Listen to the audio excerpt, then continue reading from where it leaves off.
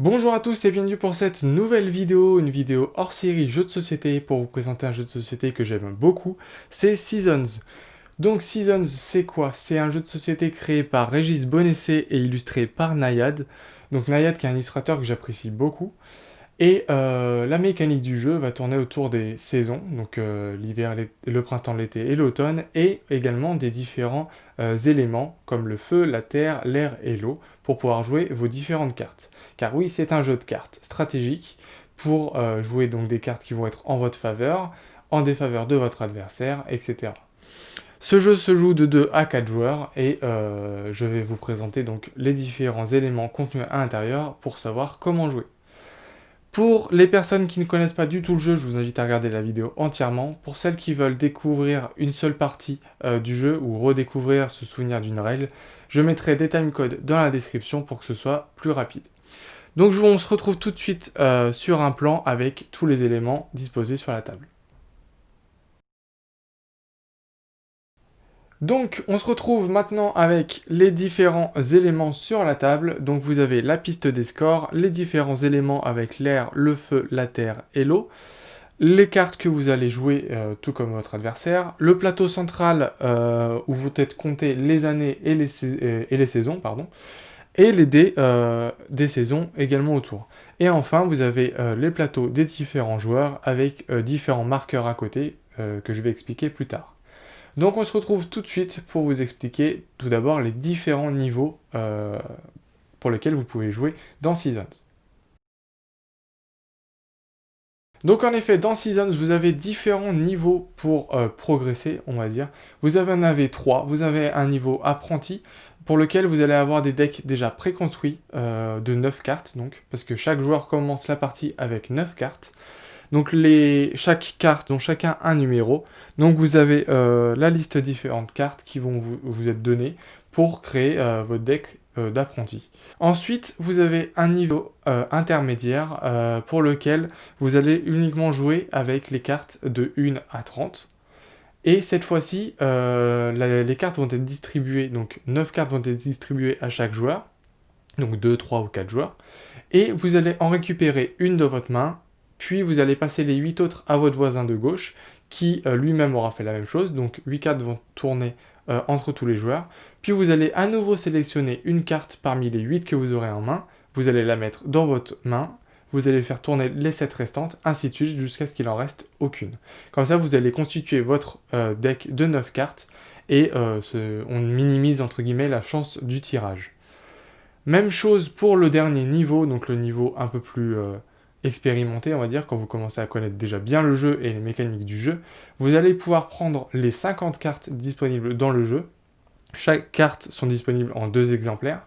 Et faire la même chose, le même processus, c'est-à-dire vous allez avoir vos 9 cartes, vous allez en prendre une, passer les 8 à votre voisin, etc. etc. Donc au début de la partie, vous allez avoir vos 9 cartes dans les mains, et ces cartes, vous allez devoir les diviser en 3 paquets de 3 cartes. Je m'explique. Le premier paquet de 3 cartes va être disponible tout de suite, dès le début de la partie. Vous allez l'avoir en main, pardon. Et vous pourrez jouer les cartes dès que vous aurez les éléments suffisants pour pouvoir les jouer. Le second paquet de 3 cartes va être bloqué jusqu'à ce que vous soyez arrivé à la deuxième année. Donc quand le curseur sera passé ici, quand celui-ci aura fait tout le tour. Et sera revenu au premier mois de l'hiver. Voilà. Le troisième paquet de cartes, lui, va se débloquer donc au tout début de la troisième année. Donc même principe, quand ce pion-là aura fait tout le tour du cadran et que ce pion-là sera arrivé ici. Vous aurez vos 3 cartes. Donc c'est très important de choisir comment vous voulez trier vos cartes, car des cartes vont vous rapporter des points tout au long de la partie, tandis que d'autres vont vous rapporter des points surtout à la fin de la partie. Donc ça se joue comme ça. Un autre côté stratégique dans le jeu. Donc une fois que vous avez choisi vos 3 cartes pour chaque année, vous allez déterminer le premier joueur de la manière dont vous le souhaitez, puis vous allez lancer les dés. Donc le premier joueur va lancer les dés, donc 3 dés si vous êtes 2 joueurs, 4 dés si vous êtes 3 joueurs, et 5 dés si vous êtes 4 joueurs. Tout cela pour laisser le choix quand même au dernier joueur, qui sélectionne son dé, d'avoir le choix entre 2 dés, pour minimiser la chance au maximum. Donc je vais vous expliquer les différents éléments qu'il y a sur les dés. Donc sur les dés, vous avez différents éléments. Vous avez tout d'abord les petits points en dessous des dés. Ces petits points vont vous indiquer le nombre de mois qui vont passer à la fin de la manche une fois que tous les joueurs auront joué. On va savoir le nombre de mois que l'on passe suivant le dé qui aura été laissé par le dernier joueur. C'est-à-dire si le dernier joueur laisse ce dé-là, du coup c'est les 4 joueurs auront choisi ces dés-là. Si donc ce dé-là reste à la fin, vous allez avancer de 3 mois, parce qu'il y a 3 points. Donc c'est-à-dire que le marqueur de saison va passer directement au 4e mois de l'année, donc va passer directement au printemps. Ensuite, ce symbole-là, qui est présent 2 fois, ça va être un symbole qui va vous permettre de piocher une carte. Donc vous allez prendre le dé, et quand ce sera votre tour, vous allez piocher une carte. Si vous voulez la garder, bah vous le faites, vous la laissez dans votre main. Si vous ne la voulez pas, vous pouvez la reposer en dessous la pioche ou dans la défausse. Ensuite, vous avez ce petit 2 là, où vous avez également une autre face, je ne sais pas sur quel dé ça va être. Là, ici, vous avez un 3. Ou un 6, voilà. Ces chiffres vont simplement vous donner des points de victoire, donc sur le plateau de points de victoire. Ensuite, vous avez donc les différents éléments, donc l'eau et l'air présents ici. Il y a également normalement le feu, voilà, qui est un peu moins présent sur les dés de l'hiver. Je m'expliquerai plus tard sur ce point. Et par contre, il n'y aura pas de terre en hiver. Mais du coup, quand vous allez par exemple prendre ce dé, vous allez récupérer une énergie feu dans votre réserve. Si vous allez récupérer, donc avec cette face-là, vous auriez récupéré 2 énergies d'eau. Ensuite, vous avez les étoiles. Les étoiles, c'est quoi? Ça va être votre jauge d'invocation. C'est-à-dire qu'au début, vous allez commencer avec 0 en jauge d'invocation. C'est-à-dire que même si vous commenciez comme ça, et que vous pouviez jouer une carte dans votre main, vous n'avez pas le droit. Vous devez avoir un nombre supérieur, enfin égal ou supérieur d'étoiles au nombre de cartes sur votre terrain. Si vous avez une carte sur votre terrain, c'est que vous avez au moins une étoile sur votre jauge d'invocation. Une étoile égale une carte. Vous avez le droit, donc on le verra plus tard, de jouer maximum 15 cartes au cours d'une partie. Et enfin, on a un dernier élément, donc je vais reposer les dés, hop. On a un dernier élément qui est le cercle présent autour du dé. Ce cercle signifie que vous avez, durant votre tour, le droit de cristalliser vos énergies. Quand je dis cristalliser, ça veut dire que vous allez pouvoir changer vos énergies en cristaux, donc en points de victoire, entre guillemets. Comment cela marche? Cela va marcher grâce au plateau, que je vais expliquer plus tard, tout est indiqué dessus. Donc maintenant, le plateau central, vu que je viens de l'introduire à travers la cristallisation. Donc, si je le prends, hop. Donc vous avez donc ces 2 pions noirs que je vous ai dit. Celui-ci sert à avancer à travers les mois et celui-ci à travers les années. Donc je vais les retirer pour ne pas les faire tomber. Donc vous avez différentes informations sur le plateau. Donc déjà les saisons, les mois. Et également, vous voyez ici les énergies et ici un symbole qui signifie la cristallisation. Donc vous pouvez voir que par exemple en hiver, ce que ça signifie, c'est que l'eau et l'air vont être assez communs. Comme on l'a vu sur les dés précédemment, l'air et l'eau étaient assez visibles sur les faces des dés, étaient assez représentés. Par contre, le feu était assez peu représenté, j'ai eu du mal à trouver un feu sur une face de dés, c'est-à-dire qu'il est peu commun, c'est un élément peu commun au cours de l'hiver. Et la terre, au cours de l'hiver, est introuvable. Sur aucune face de dés, la terre ne pourra être trouvée. A contrario, quand vous allez arriver au printemps, la terre va être facilement trouvable, tout comme l'eau, l'air moyennement, et le feu introuvable.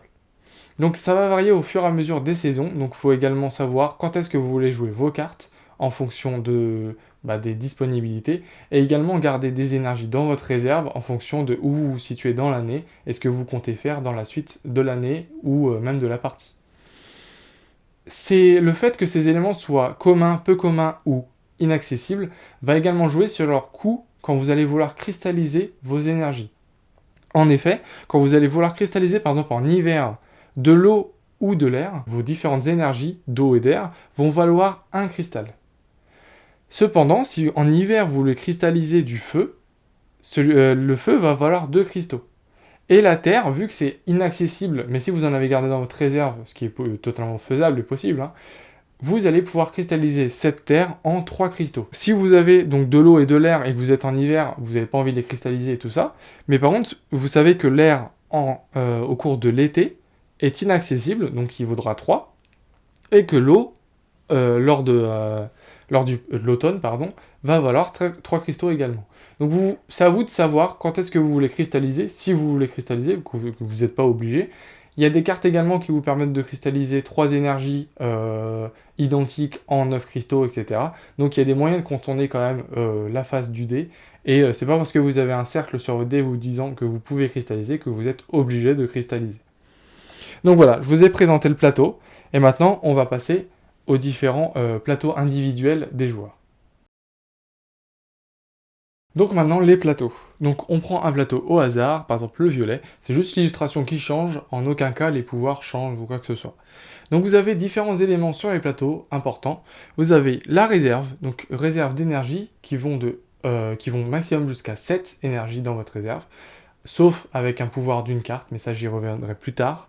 Vous avez également la jauge d'invocation qui va de 0 à 15, donc vous allez avec vos différents pions, donc vous en avez 2 pions de votre couleur pour le comptage des points, et 2 pour, donc une pour la jauge d'invocation et une pour les bonus. Donc votre jauge d'invocation va de 0 à 15, et vous allez augmenter celle-ci en fonction des étoiles que vous récupérez sur les dés, ou grâce à des pouvoirs toujours sur des cartes. Et enfin, vous avez les bonus, donc il y a 4 bonus différents. Vous pouvez en activer 3 par partie, donc 3 fois le même ou 3 différents, comme vous le souhaitez. Donc vous avez un bonus qui vous permet de changer 2 énergies de votre réserve en 2 autres énergies de votre choix. Un bonus qui vous permet de cristalliser durant ce tour et d'ajouter +1 à la valeur de chaque énergie que vous cristallisez. Un bonus qui vous permet d'augmenter votre jauge d'invocation de 1. Et un bonus qui vous permet, lorsque vous choisissez de piocher une carte avec la face d'un dé, de piocher 2 cartes et d'en sélectionner une au lieu de simplement en piocher une. Voilà. Si vous utilisez un bonus, vous perdrez -5 à la fin de la partie. Si vous décidez d'en activer 2, -12. Et si vous décidez d'en activer 3, ce sera -20. Voilà. Donc ça, c'était pour les plateaux. Et maintenant, il ne reste plus que les cartes et le comptage des points. Donc maintenant, on se retrouve pour les cartes et pour le comptage des points. Donc je vais vous expliquer tout d'abord grossièrement les cartes, les différents éléments à repérer dessus, puis le comptage des points, et après je reviendrai sur les différentes cartes, les pouvoirs, quand est-ce qu'il faut les utiliser, etc. Donc on va commencer par les cartes avec, donc il y a 2 types de cartes. Il y a les objets magiques, représentés en violet, donc vous pouvez voir en couleur violette tout autour, et vous avez les familiers avec la couleur orange-jaune. Ça, c'est le premier point. Ensuite, vous avez sur chacune des cartes, donc ici c'est un mauvais exemple, on va prendre celle-ci par exemple, vous avez sur chacune des cartes, en haut à gauche, donc ici, vous avez le nombre de points que cette carte va vous rapporter lorsque vous l'aurez joué sur votre terrain, mais pas immédiatement, à la fin de la partie. Les points ne sont pas récupérés immédiatement, mais on va compter chacun des points à la fin de la partie, c'est un second comptage de points de victoire. Je reviendrai un peu dessus après. Ensuite, vous avez ici le coût d'invocation de la carte. Donc ici, vous voyez que c'est une énergie de chaque type. Après, ce coût d'invocation peut changer suivant si vous jouez d'autres cartes, etc. Mais bon, ça c'est les pouvoirs qui rentrent en jeu. Et enfin, vous avez le pouvoir de la carte. Donc ici, c'est à chaque changement de saison, vous recevez une énergie. Donc ça, typiquement, quand je vais revenir plus tard après dessus, c'est une carte qu'il faut jouer en début de partie et non en fin de partie, parce que comme ça, elle vous rapporte son effet tout au long de la partie. Et beaucoup de fois. Donc voilà, ça c'est les différents éléments, et après vous avez le numéro de la carte. Dernière petite chose à repérer sur les cartes, c'est en bas à gauche le petit logo qu'il y a ici. Le logo va signifier le pouvoir de la carte quand est-ce qu'il s'applique. Donc par exemple, ici vous avez un écrou. L'écrou signifie que la carte peut être activée. Ça dépend des cartes. Par exemple, la carte que je vous présente ici, elle peut être activée qu'une seule fois parce qu'elle est détruite lorsqu'elle est activée. D'autres cartes sont activables une fois à chaque tour. Donc ici c'est sacrifier la potion de rêve et défausser toutes les énergies de votre réserve, mettez en jeu gratuitement une carte pouvoir de votre main. Donc voilà, elle est sacrifiée, mais en contrepartie vous pouvez invoquer une autre carte. Sans oublier que ça vide votre réserve. Si je trouve une autre carte invocable, non pas des potions, parce que les potions du coup c'est... ça se sacrifie. Cette carte-là, par exemple, vous pouvez l'activer une fois par tour pour défausser 3 cristaux et pour recevoir en contrepartie une énergie, ou pour défausser une énergie, et du coup vous pouvez cristalliser durant ce tour. Et ça c'est une fois par tour, vous pouvez, et cette carte-là ne sera pas détruite. détruite. Et en plus elle rapporte 12 points à la fin de la partie. Donc c'est vraiment une carte sympa. Après, il faut savoir si vous avez les combos pour aller avec, etc. Enfin, donc vous avez les rouages. Vous avez ensuite la flèche qui tourne sur elle-même, on va dire. C'est un effet continu. Donc cette carte-là, vous allez la jouer et son effet va avoir lieu en permanence durant la partie. Vous n'avez pas besoin de l'activer, etc. Ça se fera automatiquement. Donc quand c'est sur, par exemple, en ligne, sur par exemple le site Board Game Arena, quand vous y jouez, ça se fera automatiquement. Bien sûr, quand vous jouez avec d'autres gens, il faut essayer de quand même d'être assez honnête. Si la personne oublie, essayez de lui rappeler. L'activation, non, parce que c'est à la personne de dire si elle veut activer ou pas la carte. Mais par contre, des cartes à effet continu, c'est mieux pour la beauté du jeu, quoi, on va dire. Et enfin, vous avez ces cartes-là, donc avec la flèche, comme ça. Ces cartes-là, c'est-à-dire que la carte, quand vous allez la jouer, l'effet va s'appliquer immédiatement. Donc là, par exemple, c'est recevez 3 cristaux pour chacun de vos objets magiques en jeu. Donc ça, c'est typiquement une carte qu'il faut jouer le plus à la fin, quand vous avez joué un maximum de cartes sur votre terrain. Puisqu'elle va vous rapporter des points en fonction du nombre de cartes que vous avez sur votre terrain. Enfin, objets magiques, hein. Donc c'est les cartes violettes. L'ensemble des cartes, que ce soit violette ou jaune, s'appelle des cartes pouvoir. Et les violettes s'appellent donc des objets magiques. Et les cartes oranges, des familiers. Et donc pour le comptage des points, c'est très simple. Vous allez gagner donc des points au cours de la partie avec la phase des dés, avec certaines cartes, le pouvoir dans certaines cartes, etc. Et une fois que la partie est terminée, donc votre curseur va grossir, etc., ces points, vous allez pouvoir aussi les utiliser pour invoquer d'autres cartes qui vous coûtent, leur coût s'exprime en cristaux. Et ensuite, à la fin de la partie, donc imaginons, je sais pas, vous êtes ici à 63, vous avez joué, je dis une bêtise, hein, mais vous avez joué que cette carte-là pendant toute votre partie, on va dire, vous allez gagner plus 6 points à la fin de la partie quand vous êtes arrivé à la 4e année, entre guillemets, donc à la fin de la 3e année.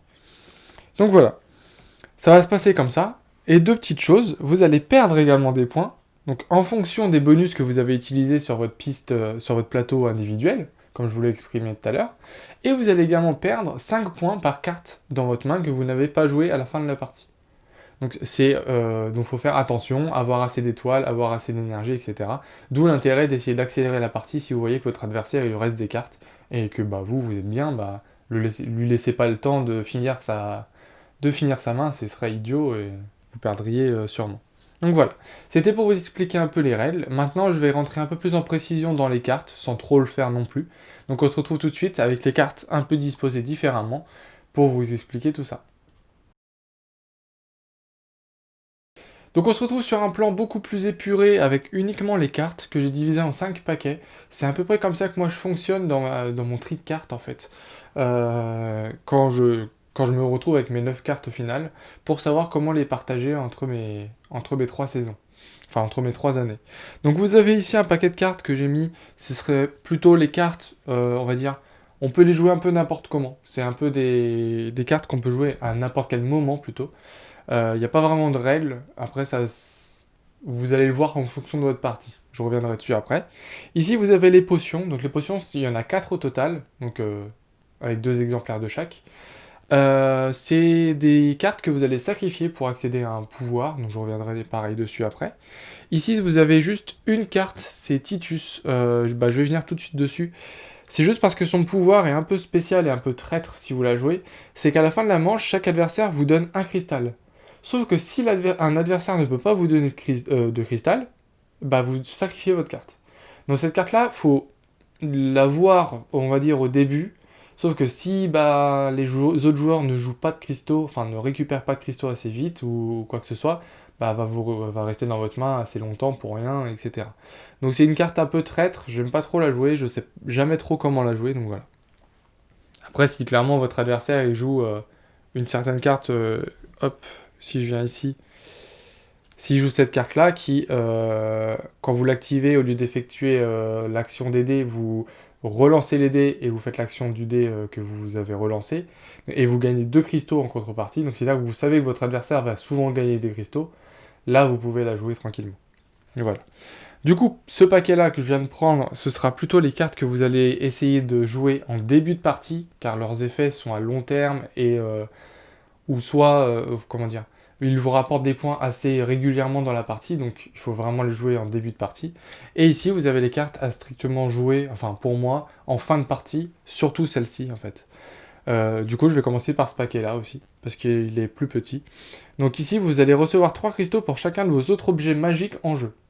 Donc clairement, donc comme je crois que je vous l'ai présenté tout à l'heure, il faut clairement la jouer en fin de partie. C'est là où vous aurez le plus de cartes, potentiellement le plus de cartes sur votre terrain. Donc c'est là où elle vous rapportera le plus de points. Ensuite, vous avez Hamsung Lonku. Donc chaque joueur renvoie dans sa main un de ses objets magiques. Donc ça c'est plus pour embêter votre adversaire. Ou même vous, rejouez une carte qui est plutôt forte une deuxième fois pour qu'elle vous rapporte une deuxième fois son effet assez fort. Tel que celle-ci par exemple. Vous jouez celle-ci, si vous avez énormément d'énergie dans votre réserve, etc. Vous jouez le sceptre, vous récupérez énormément de points. Vous jouez Hamsung Lonku, vous récupérez votre sceptre, que vous rejouez une deuxième fois. Et voilà, vous êtes tranquille. Ça vous a rapporté 2 fois énormément de points. Après, vous avez celle-ci. Celle-ci, je l'aime pas trop, on va dire. Parce que c'est plus pour embêter, mais gratuitement. Donc vous recevez 10 cristaux et une énergie d'eau. Si vous défaussez une énergie d'eau, vous passez la carte à votre voisin de gauche, je crois. Voilà. Et à la fin de la manche, la personne qui a cette carte sur son terrain perd 3 cristaux. Donc je suis pas très fan. Cette carte-là, je sais pas s'il faut vraiment la jouer au début, parce qu'elle va forcément revenir vers vous, et c'est vous qui allez perdre les points, et ainsi de suite. Donc en général, je sais pas, j'essaye de la mettre sur le terrain de l'autre à la fin de la partie, si vraiment j'ai pas eu le choix de l'avoir dans ma main. Ou sinon, je la sacrifie grâce à une autre carte, parce qu'elle me rapporte, comme ça, elle me rapporte des énergies. Ça, je vais vous le montrer juste après. Et vous avez celle-ci, recevez une énergie pour chacun de vos autres objets magiques en jeu, donc pareil, ce serait utile de la jouer en fin de partie. Vous jouez, par exemple, je sais pas, vous jouez le sceptre, qui vous rapporte des objets magiques, enfin des choses. Après, vous jouez celle-ci, vous récupérez l'objet magique le sceptre grâce à celle-ci, et vous rejouez le sceptre. C'est un petit combo assez simple, entre guillemets. Ça vous coûte pas mal d'énergie, mais si vous le faites assez bien, ça peut passer facilement. Donc ensuite, vous avez les cartes à jouer de préférence en début de partie. Donc vous avez la main de la fortune qui coûte assez cher, parce que 3 énergies plus 3 cristaux. Mais par contre, en contrepartie, elle diminue le coût d'invocation de chacune de vos cartes de une énergie. Dans la limite de une énergie, bien sûr. Si votre carte coûte qu'une seule énergie, elle diminue pas le coût. Elle n'est pas gratuite. Donc voilà, vous avez celle-ci où vous recevez 2 énergies. Elle coûte que 2 énergies. Vous recevez 2 énergies en la jouant. Et en plus, elle augmente votre réserve jusqu'à 10 énergies. Donc c'est vraiment pratique. Celle-ci, autant la jouer dès le début. En plus, ça vous coûte entre guillemets rien, puisque vous recevez 2 énergies, donc vous pouvez reprendre exactement les mêmes. Donc vous avez ça, vous avez celle-ci, à chaque fois que vous l'activez, vous défaussez une énergie, vous faites perdre 4 cristaux à votre adversaire. Vous avez les dés, donc à chaque fois que vous l'activez, vous pouvez relancer le dé que vous avez choisi, et en contrepartie, vous récupérez 2 cristaux. Et en plus, vous avez la face du dé qui tombe. Bon, ça, du coup, c'est plus aléatoire, vous avez entre guillemets plus le choix. Vous avez celle-ci, donc si vous avez une énergie ou moins dans votre réserve, vous prenez une énergie à la fin de la manche. Donc ça, c'est plutôt pas mal. Ça permet de toujours avoir quelque chose dans sa réserve. Vous avez celle-ci qui est un peu contraire, on va dire. Si vous avez 4 énergies ou plus dans votre réserve à la fin de la manche, vous recevez 3 cristaux. Donc ça, clairement, il faut le jouer au début de partie pour que ça arrive un maximum de fois et que vous récupériez les 3 cristaux. Ça, pareil, c'est à chaque changement de saison, chaque adversaire vous donne un cristal. S'il en a, celle-ci ne sera pas sacrifiée si l'adversaire n'en a pas. Elle sera toujours là, et au cas où, si à un moment il en a, vous le récupérez.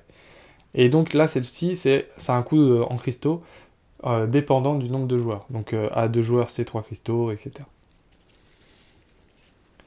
Celle-ci, vous allez recevoir un cristal supplémentaire quand vous allez cristalliser une énergie, donc plutôt sympa. Si vous jouez sur la cristallisation. Après, ça dépend ce que vous visez comme objectif. Lorsque vous invoquez une carte pouvoir, recevez 3 cristaux, donc clairement, la jouer en début de partie, c'est le mieux. Défausser 3 énergies identiques et les cristalliser en 9 cristaux. Donc comme ça, on n'a pas besoin d'attendre que ce soit l'hiver pour cristalliser telle énergie, etc. Vous le faites quand vous voulez, et c'est plutôt pratique. Bon, après, il faut 3 fois la même, mais bon. C'est vraiment pas mal. La balance d'Ishtar, elle est pas mal à jouer. Là, augmentez votre jauge d'invocation de 2, clairement. Bon, vous pouvez la jouer à n'importe quel moment, ça se trouve c'est à la fin que vous allez en avoir besoin, mais que ce soit à la fin ou au début, autant la jouer au début si vous avez rien d'autre à jouer, au moins c'est fait et vous êtes tranquille. Défausser X cristaux, transformer X énergie identique de votre réserve en X énergie identique d'un autre type. C'est-à-dire, par exemple, vous avez 2 énergies eau dans votre réserve, vous allez dépenser 2 cristaux pour changer ces 2 énergies eau en, par exemple, 2 énergies d'air, 2 énergies de feu ou 2 énergies de terre, par exemple. J'essaie de la traduire parce que celle-ci, la première fois, j'ai eu un peu de mal à la comprendre. Alors, l'idole des familiers. Donc ça, il faut la jouer au début, on va dire, mais ça dépend totalement de ce que vous jouez, parce qu'il faut jouer des familiers pour qu'elle soit utile. Elle vous rapporte 0 à la fin de la partie, par contre, elle vous rapporte 10 cristaux quand vous la jouez, et à chaque fois que vous l'activez, donc vous avez le droit à une activation par tour, vous allez gagner un cristal pour chacun de vos familiers en jeu. Donc familiers, c'est les cartes oranges, hein, je rappelle. Donc c'est plutôt pas mal, mais bon, il faut avoir un certain nombre de familiers à jouer dans sa partie. Ensuite, vous avez les fées chapardeuses qui peuvent contrer par exemple l'idole de familier ou l'aider, le relancer les dés, puisque à chaque fois qu'un adversaire active donc le petit écrou, une carte, il doit vous donner un cristal. À cette occasion, vous recevez un cristal supplémentaire. Donc votre adversaire perd 1 et vous récupérez 2. Donc c'est plutôt pas mal. Celle-ci, il faut la jouer vraiment en début. Si vous jouez à 4, en plus, il y a forte chance pour qu'il y ait quelqu'un qui ait des cartes à activer, donc c'est très pratique. Par exemple, celle-ci, il faut mieux la jouer au début de partie parce qu'elle prend du temps pour être réalisée en entière. Donc placez une énergie de votre réserve sur le chaudron glouton, pardon. Donc une fois par tour, forcément. Et sacrifiez-le quand ce dernier cumule cette énergie. Placez cette énergie dans votre réserve. Donc tout ce que vous avez mis dessus, vous les récupérez dans votre réserve, s'il y a la place. Et vous recevez en plus 15 cristaux. Donc elle est plutôt pas mal, mais il faut prévoir le temps de la faire, quoi. Ensuite, vous avez l'orbe de cristal qui vous permet de regarder la première carte de la pioche et soit de la reposer, ou soit, si elle vous plaît, de défausser 4 énergies comme vous le souhaitez de votre réserve pour pouvoir la jouer gratuitement. Donc parfois c'est cool parce que la carte, elle valait cher et du coup vous avez gagné au change, ou sinon vous avez mal tiré, etc. Et si vous êtes le seul à faire ça, que personne ne pioche, etc., et du coup vous n'allez pas piocher toujours la même carte parce que vous la reposez sur le dessus, du coup vous allez défausser 3 cristaux dans un autre tour, hein, pour mettre la première carte de la pioche dans la défausse. Comme ça vous permet de changer si elle vous plaît pas. Après attention, si vous la défaussez, c'est-à-dire que la prochaine carte est différente, du coup que vous l'avez pas vue, et un adversaire peut se dire tiens je vais essayer de piocher pour lui piquer. Ensuite, vous avez celle-ci qui est très embêtante pour vos adversaires.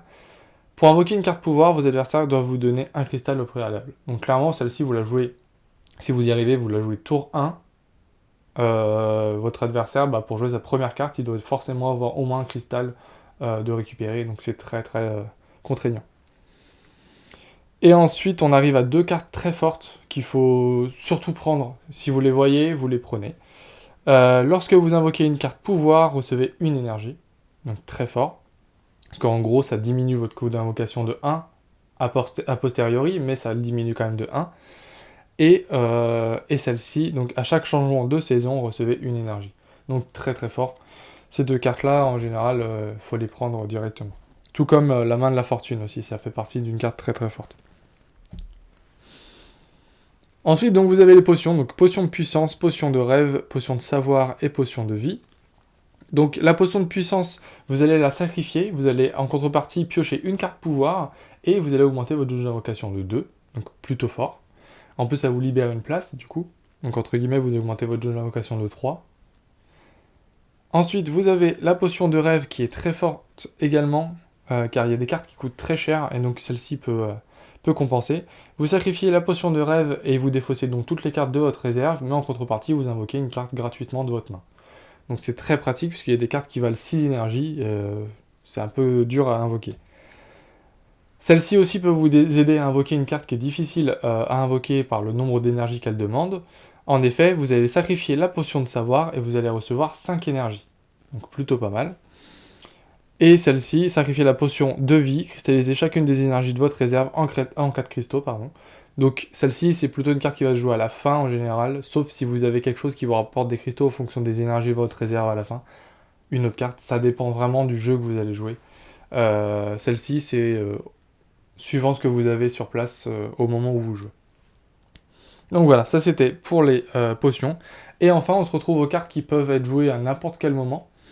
Donc par exemple, on va avoir le cube runique d'Eolis. Donc ce cube, il va vous coûter 20. à invoquer. Par contre, à la fin de la partie, il vous rapporte 30. Et si on revient avec les potions, donc si je prends la potion de rêve, la potion de rêve, vous allez sacrifier la potion de rêve et défausser toutes les énergies de votre réserve, mais en contrepartie, bah, vous allez pouvoir invoquer celle-ci gratuitement, le cube, et du coup, bah, au lieu de vous rapporter entre guillemets un bonus de plus 10 cristaux, elle va vous rapporter un bonus bah, de plus 30, le coût de la carte, enfin le gain de la carte. Donc plutôt sympa. Tac.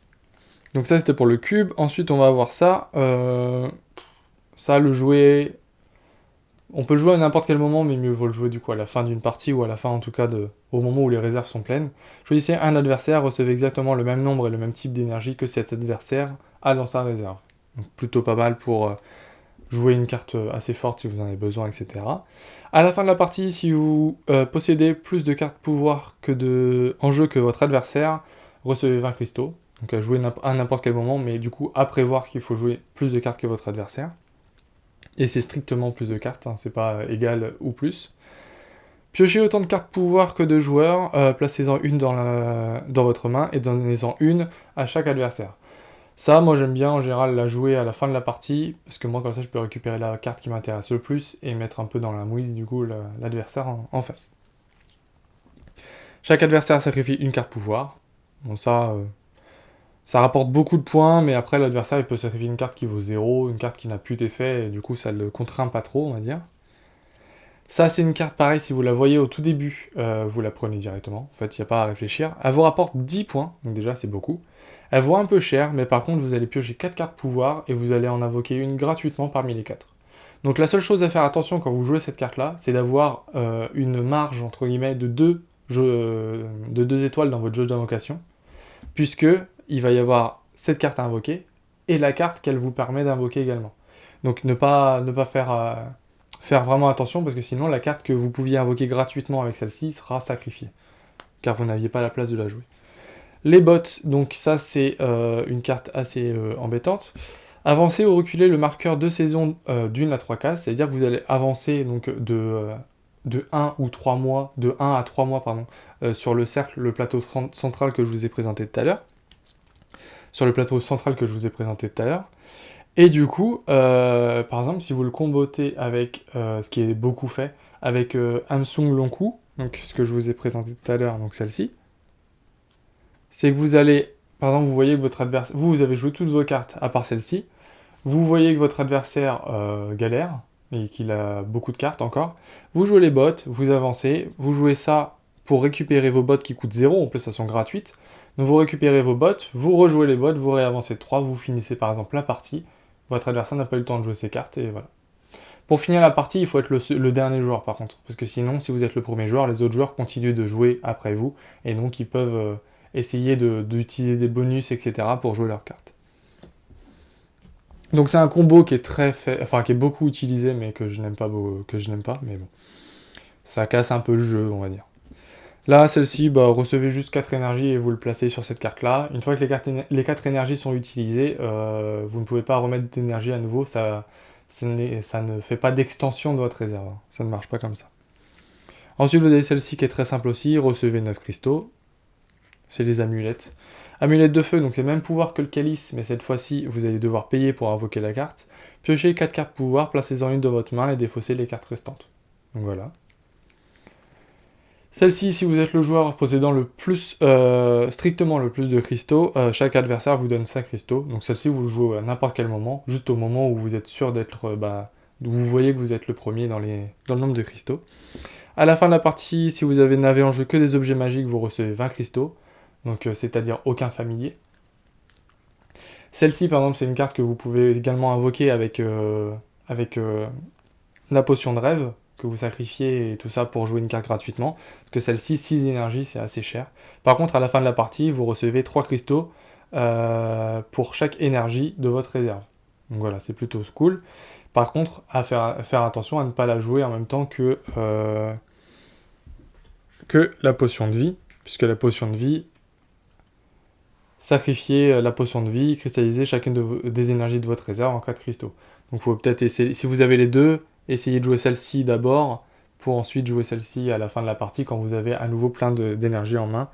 Voilà. Enfin, après, c'est à voir, hein, mais voilà. Ensuite, vous avez celle-ci, donc ça, je la combote en général plutôt en fin de partie, quand vous n'avez plus besoin de vos familiers. Donc défausser ou sacrifier un familier, vous recevez 4 énergies. Donc c'est plutôt pas mal. En plus, comme je vous ai montré tout à l'heure, il y a un familier qui coûte -5 à la fin de la partie et qu'on se rend avec une énergie eau. Donc qui est plutôt négatif. Bah, au lieu qu'il soit négatif, vous le jouez, il vous rapporte des cristaux, il vous rapporte une énergie eau. Après, vous activez ce pouvoir-là, et du coup, bah, vous vous en débarrassez tout de suite, et il vous a juste rapporté des choses, et il vous a pas embêté. Donc c'est plutôt pas mal. Ensuite, vous avez le grimoire dans le traité maudit d'Arus. Donc vous recevez 2 énergies, 10 cristaux, et vous augmentez votre jauge d'invocation de 1. Si le traité maudit est sacrifié, défaussez toutes les énergies de votre réserve, donc voilà, parce qu'il vaut -10 à la fin. Là, c'est changer toutes les énergies présentes dans la réserve de votre adversaire en énergie R, pardon. Diminuez la jauge d'invocation de tous vos adversaires de 1 et vous leur faites piocher une carte pouvoir. Vous sacrifiez 3 cartes pouvoir et vous recevez 15 cristaux, donc plutôt sympa. Là, vous défaussez une carte de votre main ou vous piochez une carte et vous recevez le nombre d'énergie égal au nombre qui est affiché en haut à gauche de la carte que vous avez pioché ou sacrifié. Donc plutôt pas mal également. Là, du coup, celle-ci, je vous l'ai présentée tout à l'heure. Donc vous défaussez ou 3 cristaux, vous recevez une énergie, ou vous défaussez une énergie pour pouvoir cristalliser. Ensuite, vous avez celle-ci avec 4 pouvoirs différents, donc soit de recevoir 2 énergies pour une énergie eau, recevoir 5 cristaux, piocher une carte pouvoir, augmenter votre jeu d'invocation de 1. Là, ça dépend ce que vous sacrifiez comme énergie, c'est votre choix. Et enfin, recevez 20 cristaux. Donc pareil, ça se joue à n'importe quel moment. Donc on se retrouve pour cette fin de vidéo avec la boîte de Season. N'hésitez pas à me dire si cette vidéo vous a plu, si les explications étaient suffisamment claires. J'ai essayé de faire au mieux. Donc si cette vidéo vous a plu, n'oubliez pas de mettre un j'aime, de mettre un commentaire également, me dire si donc tout était bien, s'il y avait des choses à améliorer, si le setup vous le trouvez adapté pour ce genre de présentation. Donc n'hésitez surtout pas, je prends toute critique est bonne à prendre. Et enfin, n'oubliez pas de vous abonner si ce n'est pas fait, car d'autres hors-série jeux de société vont arriver. Et je vous dis à bientôt pour une nouvelle vidéo. Salut!